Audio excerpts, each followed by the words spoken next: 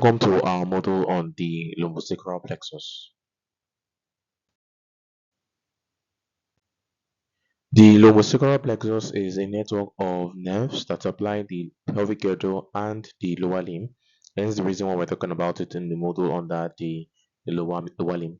It's derived from the ventral rami of T12 down to S4 spinal nerves, and the name lumbosacral plexus makes it to be divided into two major parts. So we have the lumbar plexus on one end. Lumbar plexus runs from T12 to L4, and we have the sacral plexus on the other end, which runs from L5 to S2. You can see a picture on the screen below. You can see the lumbar plexus on one side from T12 down to L4, and the sacral plexus in green from L5 down to S4. Let's talk about the lumbar plexus first. The lumbar plexus is gotten from the anterior rami of T12 down to L4, as said before. Branches of this plexus tend to descend down the region of the posterior abdominal wall and enter into the pelvis to supply the pelvis and the lower limb. Each of the branches of the lumbosacral plexus tend to have some form of relation to the psoas major muscle. It's either they are passing through the psoas major, they're emerging from the lateral border or the medial border, or they lie directly on top of it. And as we discuss the different branches of the lumbar plexus, we'll talk about which branch tend to be related to the psoas major muscle in each of these ways. So we have a total of about 7 to about 8 branches of the lumbar plexus, depending on whether we have variations in some or the other.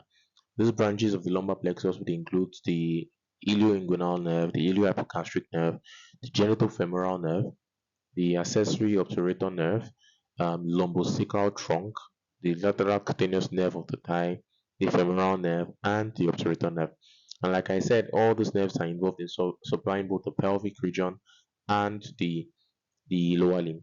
But the ones we're focusing on in this model will be the part of the lumbar plexus supplying the lower limb. And these would include the ones that are in bold letters, the lateral cutaneous nerve of the thigh, the femoral nerve, and the obturator nerve. We'll talk about each of this in the next couple of slides.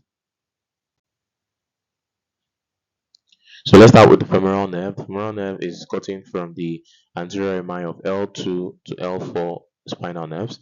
It's a mixed sensory and motor nerve, meaning it has mixed sensory and motor functions. The lumbar plexus gives rise to the femoral nerve as from its posterior division. So we say the femoral nerve originates from the posterior division of the anterior rami of L2 to L4. And this is important to note. And this is in contrast to what we see in the obturator nerve, which is derived from the anterior divisions of the anterior rami of L2 to L4. This is a picture of the femoral nerve here. You can see that it's gotten from these three nerve roots, L2 down to L4, and like I said, it's gotten from the posterior division of the nerve root. Once the femoral nerve emerges from the anterior rami of L2 to L4, it begins to descend down the posterior abdominal wall. It is found lateral to the psoas major muscle, so it emerges at the lateral border and then descends through towards the pelvis. As it gets towards the pelvis, it passes underneath the inguinal ligament and enters into the femoral triangle, and that's what we see in the image here. Remember that in the femoral triangle, the femoral nerve tends to be found lateral to the femoral artery and femoral vein. So within the femoral triangle, as I said, it is lateral to the femoral sheath, which contains the femoral artery and vein, and it terminates by bifurcating into superficial and deep branches. One of the deep divisions of the femoral nerve is what we call the saphenous nerve, and this nerve is continuous through the entire thigh and entering into the leg, as shown here. What are the distributions of the femoral nerve? Remember that femoral nerve is a mixed motor and sensory nerve, so it will have distributions to muscles as the motor function, and it will have its distributions to skin as the sensory functions. In terms of the muscles that the femoral nerve tends to supply, it supplies the anterior compartment muscles of the thigh, and in terms of the skin area, the skin area of that is supplied by the femoral nerve includes the anterior thigh and the medial aspect of the thigh, the leg, and the foot. This is an image showing the distribution of the femoral nerve in terms of motor and sensory compartments. For the motor compartments, remember that the femoral nerve supplies muscles of the anterior compartment of the thigh. This would include the psoas major muscle, the iliacus muscle, so the combined two is called the iliopsoas, the rectus femoris muscle, the vastus medialis, vastus lateralis, the sartorius muscle, and the pectineus muscle. All these muscles are muscles of the anterior compartment. One is not shown here, which is the vastus intermedius muscle deep within the anterior compartment. But all the muscles that are listed here are all supplied by the femoral nerve. In terms of its sensory supply to the skin, remember it supplies the anterior part of the thigh alongside the medial portion. So you can see the anterior medial part of the thigh, this area is supplied by the sensory portion of the femoral nerve. It also supplies the medial aspect of the leg. So the medial aspect of the leg in blue. Remember that one of the deep branches of the femoral nerve is the saphenous nerve. The saphenous nerve becomes superficial and supplies the skin of the medial part of the leg extending down towards the foot. Let's talk about the second important nerve under the lumbar plexus, which is the obturator nerve. Obturator nerve is also gotten from the anterior rami of L2 to L4 spinal nerve. It is also a mixed sensory and motor nerve, and unlike the femoral nerve, the obturator nerve tends to be derived from the anterior division of the anterior rami of L2 to L4. This is the obturator nerve in the image below. You can see it's also gotten from those nerve roots L2 down to L4. But unlike the femoral nerve, the obturator nerve is emerging from the anterior division of those nerve roots. So once the obturator nerve originates from the anterior rami of L2 to L4, it begins to descend through the posterior abdominal wall. Unlike the femoral nerve, the obturator nerve tends to emerge on the medial border of the psoas major muscle. Remember that the femoral nerve emerges from the lateral border, so obturator is emerging from the medial border and descends without passing through the psoas major muscle. It passes over the pelvic brim and eventually pierces through the obturator foramen to enter into the lower limb. So at the obturator notch, it is related to a number of structures. Remember that the obturator notch and the obturator foramen contains the number of neurovascular structures. So alongside the obturator nerve, we have the obturator artery and the obturator vein alongside the nerve. And the obturator nerve terminates by bifurcating into anterior and posterior branches around the medial portion of the lower limb. But the distribution of the obturator nerve, like I said, is through motor and sensory parts. The motor part will supply muscles of the medial compartment of the thigh. The sensory part will supply the skin of the medial thigh. This is an image showing us the various distributions of the obturator nerve. On one side, you can see the motor distribution to a number of muscles in the medial compartment of the thigh. This includes the obturator externus muscle, the adductor brevis, the adductor longus, and the adductor magnus muscle. In terms of the nerve supply to the skin of the thigh, the area that the obturator nerve tends to supply the most will be this tiny medial portion of the thigh. You can see that the rest of the medial part of the thigh is supplied by the femoral nerve. So there's a small chunk or small portion of the upper medial aspect of the thigh is supplied by the obturator nerve. The last nerve of importance under the lumbar plexus is the lateral cutaneous nerve of the thigh. This is a nerve that originates from the anterior rami of L2 to L3. It is a purely sensory nerve, hence the name lateral cutaneous, and it originates from the anterior rami of L2 to L3, as shown in the image. You can see how the nerve roots L2 to L3 gives rise to the lateral cutaneous nerve. After originating from L2 to L3, it tends to descend inferolateral through the psoas major muscle. Just like the femoral nerve, it tends to emerge on the lateral border of the psoas major and descend through the posterior abdominal wall to enter into the lower limb. It passes underneath the lateral part of the inguinal ligament to make its entry into the thigh and supply structures therein. The lateral cutaneous nerve tends to terminate by piercing into the superficial tissue medial to the anterior superior iliac spine and becoming subcutaneous. and then it gives sensory supply to the lateral aspect of the thigh, as the name indicates. You can see the area of the thigh that is supplied by the lateral femoral or lateral cutaneous nerve of the thigh. That area is marked in red. So it's the lateral part of the thigh. Remember that um, the medial part of the thigh is supplied largely by obturator and a femoral nerve. So that lateral portion will be supplied by the lateral femoral cutaneous nerve or the lateral cutaneous nerve of the thigh. Let's talk about the sacral plexus. Sacral plexus is a connection of nerves that originates from the anterior rami of L4 down to S4. Its branches of the plexus tend to consist of sacral nerves that are joined to the lumbar plexus, and the combination of that gives us the lumbosacral plexus. Please do note that there's a part of the lumbar plexus that is connected to the sacral plexus directly, and that portion is called the lumbosacral trunk. That trunk is the main direct connection between the lumbar plexus and the sacral plexus, and this is the area shown in the image. Each branch of the sacral plexus is related to the piriformis. Remember, I said that for the lumbar plexus, we have a number of the branches related to the psoas major muscle. In the case of the sacral plexus, the branches are related to the piriformis muscle, and each of them would either pass superior to the piriformis muscle, or that is at the upper border, or inferior to the piriformis muscle, which is at the lower border. So, we want to know which one passes through which. What are the branches of the sacral plexus? This includes the superior gluteal nerve, the inferior gluteal nerve, the posterior cutaneous nerve of the thigh, and the sciatic nerve. These are the important nerves to remember, and these are the nerves we'll talk about in the next couple of slides.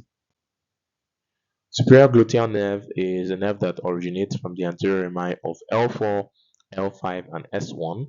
It is a nerve that, after originating, passes through the greater sciatic foramen and runs above piriformis. So it passes above the upper border of piriformis muscle. Its distribution includes to muscles of the gluteal region, as the name implies. So it supplies the gluteus medius, gluteus minimis, and the tensor fasciae lata muscle. The inferior gluteal muscle originates from the anterior rami of L5, S1, and S2, so it's just a little bit lower compared to superior gluteal nerve. It also passes through greater sciatic nerve, but unlike the superior gluteal nerve, the inferior gluteal nerve passes below the lower border of the piriformis muscle. The major distribution is to the gluteus maximus muscle. Posterior cutaneous nerve of the thigh is the nerve that originates from the anterior primary rami of S1, S2 down to S3. It passes through greater sciatic foramen and supplies, and rather runs below the piriformis muscle, and that is similar to what we see for the inferior gluteal nerve. In terms of its distribution, as the name implies, is the posterior cutaneous nerve of the thigh, so it's going to be supplying the skin structures of the scrotum, the buttocks, and most importantly, the posterior thigh and knee. The area that is marked by the supply of the posterior cutaneous nerve is the area in blue. You could see it's extending from the gluteus region of the buttocks, a bit of the scrotum down here, down to the posterior part of the thigh and the posterior part of the knee. So to complete the sensory supply to the thigh, remember that the medial part of the thigh is supplied by a combination of the obturator nerve and the femoral nerve, and that extends towards the back as well as the front. The anterior portion of the thigh is supplied by the femoral nerve. The lateral part of the thigh is supplied by the lateral femoral cutaneous nerve, and then the posterior part of the thigh is supplied by the posterior cutaneous nerve of the thigh. The last important nerve in the sacral plexus supplying the lower limb is the sciatic nerve. We'll delve into the sciatic nerve in much more detail, as it supplies a large chunk of the lower limb running down to the legs and the feet. It originates from a number of anterior rami from L4, L5, S1, S2 down to S3. As you can see in the image below, you can see the sciatic nerve originating from each of these different nerve roots all the way down to S4. And different branches of the sciatic nerve, as we'll talk about, tend to originate from different portions. You can see the fibular part and the tibial part originate from slightly different nerve roots, as shown in the image. Let's talk about the cause of the sciatic nerve. It is a nerve that, after originating, also passes through the greater sciatic foramen. And similar to the posterior cutaneous nerve of the thigh and the inferior gluteal nerve, it passes below the lower border of piriformis muscle. And then after that, it is going to run beneath the gluteus maximus muscle. So it is covered by that muscle as it descends. It runs over the deep gluteus muscle and then runs into the thigh, which will be the site where it supplies a number of structures before dividing. As the sciatic nerve descends through the thigh, it enters into the popliteal fossa. At the popliteal fossa, the sciatic nerve tends to terminate by bifurcating into two major branches. The branches of the sciatic nerve includes the tibial branch and the common peroneal branch or the fibular branch. Let's talk about the distribution of the sciatic nerve. Sciatic nerve tends to give branches supplying different muscles along its course, so along the gluteal region and the posterior compartment of the thigh. Some of these branches would include nerve to the obturator internus muscle, which has the nerve root L5 down to S2, nerve to the quadratus femoris muscle, which has branches of L4 down to S1, pudendal nerve, perforating cutaneous nerve, and muscular branches that will supply the posterior compartment of the thigh. Then we have the terminal branches of the sciatic nerve. As I mentioned before, these are branches formed at the lower part of the thigh, usually at the popliteal fossa. This includes the tibial nerve and the common peroneal nerve, which is also called the fibular nerve. So this image shows for us the distribution of the sciatic nerve in terms of motor and sensory functions. For the motor function, remember that alongside the gluteal muscles, like the quadratus femoris muscle and the obturator muscle, the sciatic nerve tends to supply muscles of the posterior compartment, and this includes the semitendinosus muscle, semimembranosus muscle, and the biceps femoris muscle, both the long head and the short head. In terms of sensory supply, the sciatic nerve gives rise to a number of branches supplying the skin of the leg and the feet. This includes the sural nerve. Sural nerve supplies largely the posterior part of the leg, and you can see that in red. The deep fibular nerve supplies the upper anterior part of the leg, as you can see. And then finally, the superficial fibular nerve that supplies the lower anterior part of the leg, extending down to the anterior part of the feet. So let's focus on the terminal branches of the sciatic nerve. Let's start with the tibial nerve. The tibial nerve is the larger branch of the sciatic nerve. It tends to run down the entire posterior compartment of the leg, as shown in the image. And as it's running down, it terminates at the feet by dividing into what we call the medial plantar and lateral plantar nerves. Distribution with tibial nerve tends to distribute by giving rise to motor and sensory branches.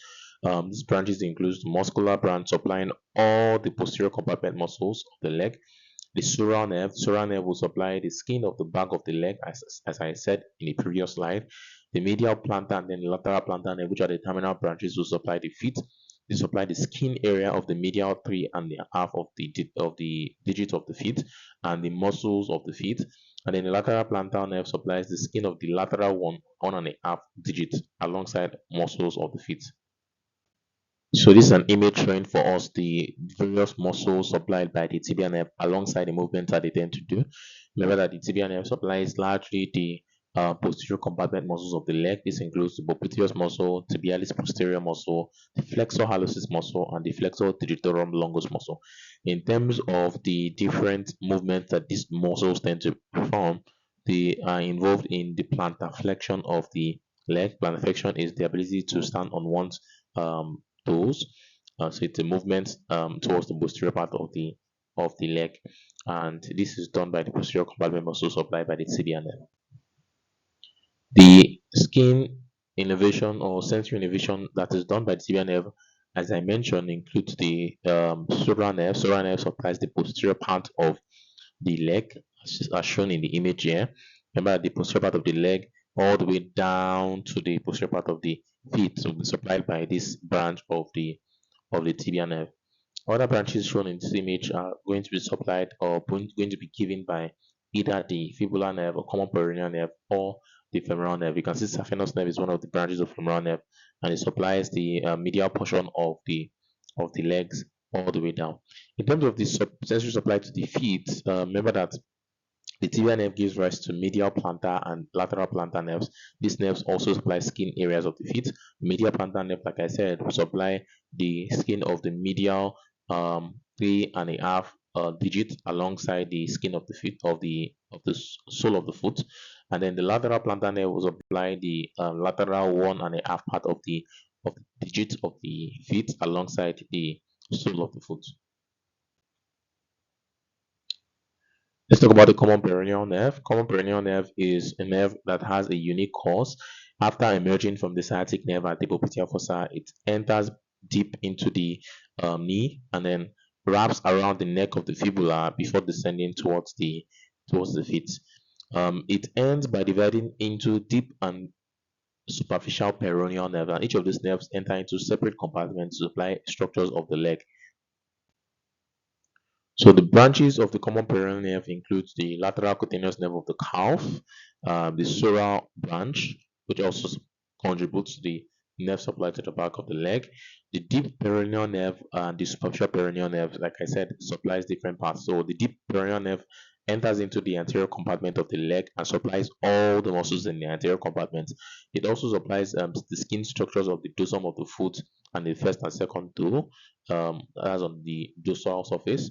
Then the superficial peroneal nerve gives rise to um, branches supplying the lateral compartment of the leg and then supplies skin structures of the lateral aspect of the leg and the dorsum of the foot. So the image here shows for us muscles of the lateral compartment of the leg. This includes the fibularis and brevis and longus muscle. And on shown in the image, it will be the anterior compartment of the leg, which include muscles like the tibialis anterior, the extensor hallucis longus, and extensor digitorum. All these muscles are supplied by common peroneal nerve. Common peroneal nerve, its superficial branch supplies the muscles of the lateral compartment, fibularis longus and brevis. Then the deep branches supplies muscles of the anterior compartment of the leg, which would be the flexor, the extensor hallucis, extensor digitorum, and the anterior tibialis muscle.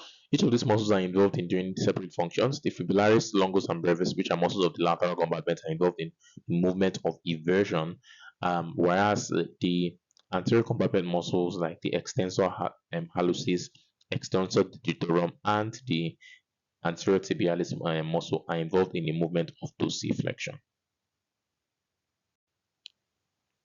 So this is um, an image that will show for us the different areas supplied by the common peroneal nerve. Remember, the steral nerve is a combination of the common peroneal and tibial branches, so it supplies the posterior part of the leg down to the feet. We have the superficial fibular and deep fibular nerve also supplying areas of skin on the leg. Superficial peroneal or superficial fibular nerve supplies the anterior part of the feet all the way down to the anterior part of the dorsum of the foot. And then the deep fibular nerve supplies a small tiny area on the feet, as you can see. And these are all branches coming from the common peroneal. We have a lateral sural nerve as well in blue. Lateral sural nerve supplies the upper anterior part of the leg on the lateral portion. Let's focus on some clinical significances. This would include sciatica, myalgia, paraesthetica, and then foot drop and gluteal injection. The ones that are important to really remember will be the sciatica, the foot drop, and the gluteal injection, just because of its clinical application. Sciatica is when we have an inflammation of the sciatic nerve. It could either be due to damage, due to trauma, or due to iatrogenic causes. And this will lead to severe pain that will run from the gluteal region down to the entire lower limb. Very important to note when giving injections, gluteal injections, it's important to give the gluteal injections on the upper lateral quadrant of the gluteal region. This is to avoid the sciatic nerve and eventually avoid iatrogenic damage to the sciatic nerve. So most people that are not skilled in giving injection might give it at the lower lateral quadrant or even worse in the inner quadrant of the gluteal region, and this is at risk of damaging the sciatic nerve. So just for you to know, just for you to appreciate the fact that the anatomy tends to determine where we tend to inject the gluteal region, and the upper lateral quadrants are usually the safe zones in injecting medications in the gluteal region. So foot drop is a very common phenomenon or deformity that results from damage to the common peroneal nerve. Remember that in terms of the cause of the common peroneal nerve, it's a nerve that tends to wind around the neck of the fibula. So if there's a damage or fracture to the neck of the fibula, this could affect the common peroneal nerve and lead to foot drop, as shown in the image. And what happens in foot drop is that because the common peroneal nerve tends to supply structures involved in dorsiflexion.